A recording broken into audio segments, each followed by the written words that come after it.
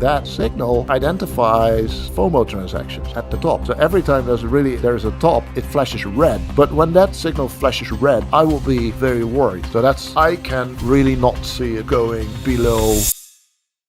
So the stock to flow is quite interesting metric. My insight was, one step back. I missed a fundamental model in Bitcoin. And being an institutional investor, okay, the technical analysis is nice and certainly helpful, but you need to have a more fundamental model from first principles that, like the capital asset pricing model, we'll talk about it in a minute, I guess, with the equity risk premium. The capital asset pricing model says, okay, if an asset is more volatile, it should give you more return. And you cannot have a high return without that volatility, because then everybody would be a millionaire, right? So it's only the people that can stomach that volatility will be able to earn the high return. And we as Bitcoiners the volatility is so high. But the stock to flow model missed this. I missed this fundamental model, and that's where I, of course, read a lot about Bitcoin, the white paper, and then Savenin's book, a must read, of course, for every Bitcoiner. And the scarcity part of Bitcoin is what jumps out. That's what caught me and a lot of investors. There's only 21 million. They're even scarcer than gold, because even when the price goes up, normally when the price of a commodity goes up, the producers produce more of it, bringing the price down again. But with Bitcoin, you can't do that. So it's a very, very fundamental thing of Bitcoin that it has this built-in scarcity, the 21 million coins. My insight was the scarcer an asset, the higher the market value would be, because people value scarce assets higher than non-scarce assets. It's just everybody knows that. It's with watches, with art, with everything. So that's when my addition was to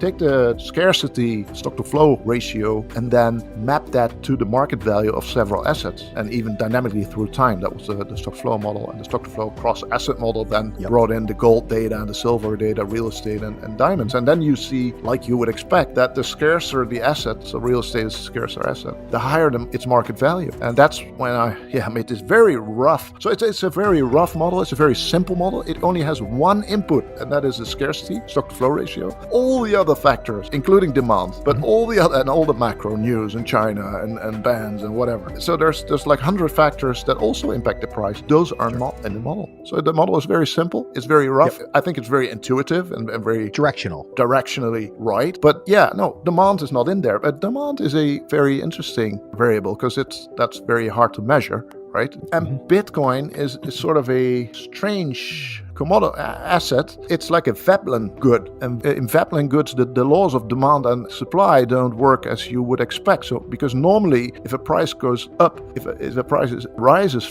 of something, the supply of the demand goes down, and if the price goes down, the demand goes up. But with a Veblen good like Bitcoin or a Rolex watch or a piece of art, when the price goes up, demand goes up. It's the other way around, and that's because it's viewed as a luxury good, as a store of value. So demand is a function of supply. It's derived from supply. So I think that demand is a derivative of supply in the case of Bitcoin and other Veblen goods. The model has been far below the model prediction 3 times now since I wrote it in March 2019. So this is the 3rd time we're really below the model, but it was below the model value when I published the model. So we're basically at the same spot as 3 years ago. And we have been above the model like 2 or 3 times. And every time we're above the model, people say we're front-running the model. Oh, everybody knows it now, we're front-running, and this is a super cycle, and blah, blah, blah. And when we're below the model, then everybody thinks the model is broken implicitly. But I know Metcalfe's law, of course, which is for companies that experience exponential growth, internet companies, Google and Amazon, etc., FANG group. Yeah, and all, of course, the new inventions, technological inventions, experiences this exponential growth. And you can see that in Bitcoin, right? When you see the graph on a log scale, it still grows. It's almost a straight line. And that's the signature of a exponentially growing asset. So it's there, but it's just an observation. So you can just put a line on there and say, well, it's exponential growth. But then you run into that extrapolation problem. How far will it grow exponentially? And when does it stop? So you can make logistic adoption functions, etc., but those are very dependent on their initial values and other assumptions. So of course, the big question is, when does it stop? And how long will Bitcoin grow exponentially? And we have grown from, below 1 cent to 40,000 right now. So it's amazing growth. And especially, I mean, for you as a tech investor as well, and I talk to a lot of tech investors, when you see it, it's almost impossible what Bitcoin did last 10 years. You know, something is going on there. That's coming back to the stock to flow X model and the real estate size of the market, about $100 trillion US dollars, hence my name, by the way. If we go beyond that, then it will be one of the larger assets in the world and certainly run into strange valuation things. And in fact, what we're also seeing, I guess, is not only the assets growing exponentially in the case of Bitcoin, but also stocks and real estate at the moment, is that the denominator, so the currency, the US dollar, is affected as well. All the money printing, the trillions and trillions of money printing, that seems to be having a direct effect on the valuations in that particular asset. We have seen that maybe from a world view, if you look at countries like Zimbabwe, Venezuela, Turkey right now, all the countries that have run their currencies into the ground by printing it too much. In Venezuela, there's these nice pictures now of all the currency, all the notes on the roads, right? They throw them away. They're worth nothing. So what does it tell you? So in all those countries, the stock market went up exponentially before the currencies died. So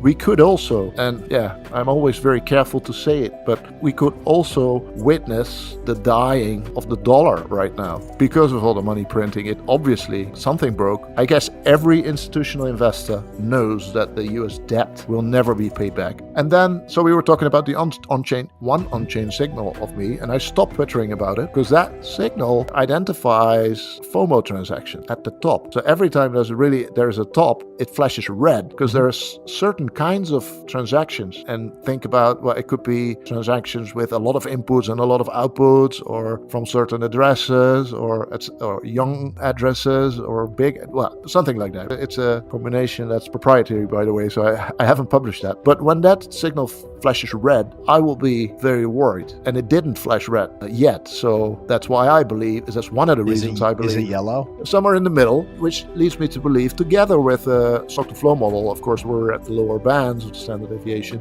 that the peak is not in yet. I sort of thought when it flashes red, when the peak is in, I will sell some Bitcoin. Not all of it, because I couldn't risk the super cycle going on and me not in there, but just a little bit to finance and fund the bear market that will probably come after that. But I was thinking, with an account that I have at the moment, if I tweet that just like any other tweet on a personal account, maybe some folks go berserk and go into full panic mode, and the market. I don't want to crash the market. I don't. No. So I thought it was better to not. So you're saying it probably isn't the top based on what your indicators are and what you're looking at. Yeah. One thing I look at for bottoms is 200-week moving averages. And I think that's at around 19,000 at the moment. So Bitcoin has never gone monthly close, has never had a monthly close below the 200-week moving average. Yeah. But it's very, very low, right? So that's like a short moment and it's going to bounce. Yeah. Exactly. That would be a perfect moment to buy. But if you make that into that number is heavily skewed by the lost Bitcoin and the first million Satoshi coins. So if you narrow the window down to, say, also 200 weeks or less, that number goes up significantly to in the 30,000-40,000 range. So I can really not see it going below 30,000.